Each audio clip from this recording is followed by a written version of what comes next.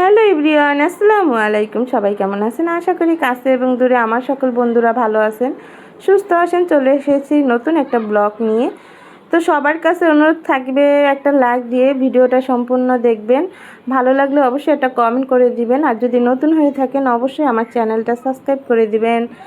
তো শুরু করলাম ভিডিওটা। আমরা চলে যাইতেছি শিশু হসপিটালে। আমাদের যে ছোট্ট সোনামণি, তার একটু ঠান্ডা লাগছে, যার কারণে আমরা কিন্তু হসপিটালে যাইতেছি। এখানে আমরা জ্যামে পড়ে গেছি। হসপিটালে যাইতেছি যেহেতু ছোট মানুষ, ওকে তো আর ফার্মেসি থেকে ওষুধ এনে খাওয়ানো সম্ভব না। এই কারণে আর কি, যেহেতু হসপিটালও আমাদের কাছে বাসার, এই কারণে ভাবলাম যে তাকে নিয়ে হসপিটালেই দেখায় আসি। এই কারণে আমরা কিন্তু রওনা দিয়ে দিছি হসপিটালের উদ্দেশ্যে। আমরা অটোতে ছিলাম, যেতে মাত্র 20 মিনিট সময় লাগবে। তো ওইখানে যেয়ে কিন্তু অনেকক্ষণ হাঁটা লাগে, একদম ডাইরেক্ট রিক্সা কিন্তু শিশু হাসপাতালে যায় না। শিশু হাসপাতালের সামনে কিন্তু অটো রিক্সা যেতে দেয় না পুলিশেরা, সার্জেনরা। এই কারণে তো আমরা নেমে গেছি রাস্তার এই পার। তারপরে কিন্তু আমাদের ব্রিজ পার হতে হবে। এই যে ব্রিজের উপরে উঠে গেছে, এই ব্রিজটা উঠতে যে কষ্ট পরিমাণ, মানে একটা 6 তলা বাসার সমান। এত কষ্ট হয়, ব্রিজটায় উঠতেও কষ্ট, নামতেও কষ্ট। তো এই যে শিশু মেলা দেখতেছেন, শিশু মেলার সামনে কিন্তু ছাত্ররা ট্রাফিকের কাজ করতেছে খুব সুন্দরভাবে। তো ছাত্ররা কাজ করলে কিন্তু রাস্তা একদম ক্লিয়ার থাকে। দেখছি এই যে শিশু মেলা। তো আমরা কিন্তু যাইতেছি শিশু মেলা পার হয়ে শিশু হসপিটালে। দুই সাইডে প্রচুর দোকান দেখবেন, মহিলাদের কাপড় চোপড়ের দোকান, বাচ্চাদের কাপড় চোপড়ের দোকান, তারপরে জুতার দোকান, কসমেটিকের দোকান, খাবারের দোকান। মানে দুই সাইডে দোকানের আর অভাব নাই, যার কারণে কিন্তু মানুষ মাঝখান দিয়ে হাঁটতে পারে না। একজন গেলে আরেকজন আসা যায় না, এমন অবস্থা। দুই সাইডে দোকান দিয়ে রাখছে। একটা হসপিটালের সামনে দোকান প্রয়োজন, কারণ হসপিটালে তো আর মানুষ কাছে থেকে আসেন, অনেক দূর দূরান্ত থেকেও মানুষ আসে। আর যেহেতু শিশু হসপিটাল, এটাতে কিন্তু সারা বাংলাদেশের যত শিশু আছে ইমার্জেন্সি এখানেই আনা হয়। তো এই কারণে দোকান প্রয়োজন আছে, কিন্তু কিছু কিছু বাড়তি দোকান আছে, যার কারণে কিন্তু আমাদের সমস্যা হয় হাঁটাহাঁটিতে। তো আমরা কিন্তু চলে এসেছি, এখন আমাদের যেতে হবে টিকিট কাটতে। আমাদের বাবুর এখনও 1 মাস হয় না, ওকে নবজাতক হিসেবে টিকিট কাটা লাগবে। 1 মাসের নিচে নবজাতক, ইমার্জেন্সিতে ওকে দেখাবো। এখানে কিন্তু আরও ছোট ছোট অনেক বাবু আছে। তো আমাদের সিরিয়াল দিয়ে কিন্তু টিকিট কাটতে হবে, বেশি সিরিয়াল নেই। এটা মহিলাদের, আরেকটা পুরুষদের। ও বাবু এখন ঘুমাইতেছে। তো আমার টিকিট কাটা শেষ। এই যে এখন আমি যাব ইমার্জেন্সি, এই যে জরুরি বিভাগ। এইখানে এসে সিরিয়াল ধরবো। এখানেও কিন্তু অনেক সিরিয়াল, যেহেতু একটাই ইমার্জেন্সি। তো এই যে বাবুটা দেখতেছেন, এই বাবুটা অনেক দূর থেকে আসছে, ভর্তি হইতে আসছে, কিন্তু তারা সিট পাইতেছে না, যার কারণে সে রাস্তায় বসে আছে। কি আর করবে, সিট পাওয়া যাইতেছে না, তার বাবুর অনেক শ্বাসকষ্ট। তো মামি কিন্তু চলে গেছে বাবুকে দেখাইতে ভিতরে। দেখাইতেছে, আমাকে যেতে বলছিল, আমি বলছি না, আপনার বেবি আপনি যান, আপনি বুঝতে পারবেন। তো এই যে সে কিন্তু প্রেসক্রিপশন নিয়ে চলে এসেছে, তাকে 2টা ওষুধ দিচ্ছে, একটা ওষুধ একটা ড্রপ।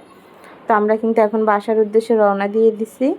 তো আমরা যেহেতু এখনও কিছু খাই নাই, তো ভাবলাম যে কিছু খেয়ে নেই। তো এই যে মামার ভেলপুরিটা খুবই টেস্ট।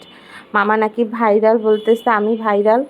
তো আমি ভাইরাল বলতেছে, আমরাও খেয়ে নিলাম ভাইরাল ভেলপুরি। এখন খাওয়ার পরে ঝাল লাগছে, এই কারণে খেয়ে নিলাম একটু শরবত, লেবু দিয়ে, ট্যাং দিয়ে। যেহেতু মামার কাছে পানি ছিল না, তাই আমরা একটু শরবত খেয়ে এখন আমরা বাসার উদ্দেশ্যে রওনা দিয়ে দিব। বাবু ঘুমাইতেছে, আসছে থেকেই ঘুমাইতেছে, এখনও ঘুমাইতেছে। তো এই যে ব্রিজের উপরে উঠলাম। এই ব্রিজের উপরে উঠলে কিন্তু অনেক ধরনের বাচ্চা দেখা যায়, মাথা বড়, প্রতিবন্ধী, তারা ভিক্ষা করে আর কি, দেখলে খুব খারাপ লাগে।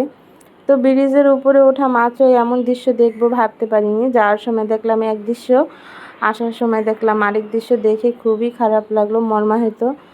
একটা ছেলে বাইক চালাইতেছে, আর ওই যে সামনে যে মালবাহী ট্রাকটা, সেই ট্রাকটার সাথে ধাক্কা খেয়ে তার মাথাটা পুরো আলাদা হয়ে গেছে। দেখে খুবই কষ্টদায়ক ঘটনা, কষ্ট লাগছে। সবাই ব্রিজ জুড়ে কিন্তু মানুষ জড়ো হয়ে গেছে, ব্রিজে এত পরিমাণ মানুষ হয়েছে। এখন ছাত্ররা নিচ থেকে এসে ব্রিজের উপরে মানুষ সরাই দিতেছে, যে কোনো সময় একটা দুর্ঘটনা ঘটে যেতে পারে ব্রিজের উপরে। এই কারণে আমরা আর দাঁড়াইতে পারলাম না, এখন অ্যাম্বুলেন্সে করে কিন্তু লাশটা নিয়ে যাইতেছে। যেহেতু সামনেই সরদ্দি হসপিটাল, ওইখানে লাশটা নিয়ে যাওয়া হবে, অবশ্যই পোস্টমর্টম করা হবে যেহেতু অ্যাক্সিডেন্ট। তো গাড়ি কিন্তু জব্দ করা হয়েছে, যে গাড়িটা মারছে। তো আমরা কিন্তু এই যে ওষুধ নিতে চলে এসেছি ব্রিজের নিচে যে ফার্মেসি ছিল সেই ফার্মেসিতে। তো এই যে তাকে শুধু 2টা ওষুধ দেওয়া হয়েছে, একটা নাকের ড্রপ আর একটা হচ্ছে ফ্লাকল, যেটা নবজাতক সকল বাচ্চাকেই সচরাচর দেওয়া হয়ে থাকে। এই ওষুধটা খুবই ভালো, ফ্লাকল। তো আমরা এখন কিন্তু বাসার উদ্দেশ্যে রওনা দিয়ে দিব। এই যে তার দোকানটা, বড় দোকান অনেক। তো এইখান থেকে আমরা সব সময় বা হসপিটালে আসলে ওষুধ দিলে এইখান থেকে ওষুধ নেওয়া হয়। ইসরাতকে তো প্রতি মাসেই আসতে হয় নিয়ে, তার সমস্যা থাকে, ওষুধ হয়েই থাকে তার। তো এখন আমরা চলে যাব বাসার উদ্দেশ্যে, রওনা দিয়ে দিচ্ছি। ওষুধপত্র নেওয়া শেষ, ওকে ডক্টর দেখানো শেষ। ও এখনও ঘুমাইতেছে, যাওয়ার সময়ও ঘুমাইছে, আসার সময়ও ঘুমাইতেছে, তার ঘুমই শেষ হইতেছে না। আর রাস্তাঘাট কিন্তু খুবই সুন্দরভাবে ছাত্ররা মেনটেন করতেছে, একদম পুরো রাস্তা জুড়ে ছাত্ররা, মানে 10 হাত দূরে দূরে ছাত্ররা আছে। এইটা দেখে তো আরও ভালো লাগতেছে। রাস্তা যদি এরকম সব সময় থাকতো তাহলে কিন্তু রাস্তায় এসে কিন্তু মানুষ ভোগান্তিতে পড়তে হতো না। এই যে জ্যামে বসে থাকতে হয় ঘন্টার পর ঘন্টা, তো বিরক্ত বোধ হয় অনেক। যার কারণে এই জিনিসটা খুবই ভালো লাগছে যে ছোট ছোট বাচ্চারা এত সুন্দর করে রাস্তা মেনটেন করতেছে, দেখে আসলে অনেক ভালো লাগছে। তো আমরা বাসায় চলে আসছি, মামিকে পাঠাই দিছি রিক্সা দিয়ে, আর রিক্সা থামিয়ে আমি নেমে গেছি, যেহেতু আমার বাসা আগে তারপর মামির বাসা, এই কারণে আমি নেমে গেছি আর মামিকে রিক্সা দিয়েই পাঠিয়ে দিছি। 6তলা উঠতে তার অনেক কষ্ট হয়ে যাবে, এই কারণে, যেহেতু উনি সিজারের রোগী। আমি কিন্তু এই যে চলে এসেছি বাসায়। দরজা খুলে দেখি আবরাসান গোসল করে বের হয়েছে, ইসরাত গোসল করতেছে মার সাথে। আর এদিকে আম্মু চুলায় দুধ দিয়ে রাখছে, পাতিল পুড়ে আগুন লেগে যাইতে একটু পর, ভাগ্য ভালো আমি চলে এসেছি। তো আজকের ভিডিওটা এই পর্যন্তই। ভিডিওতে কোনো ভুল ত্রুটি হলে সবাই ক্ষমার দৃষ্টিতে দেখবেন, আর ভালো লাগলে অবশ্যই একটা লাইক, একটা কমেন্ট করে দিবেন।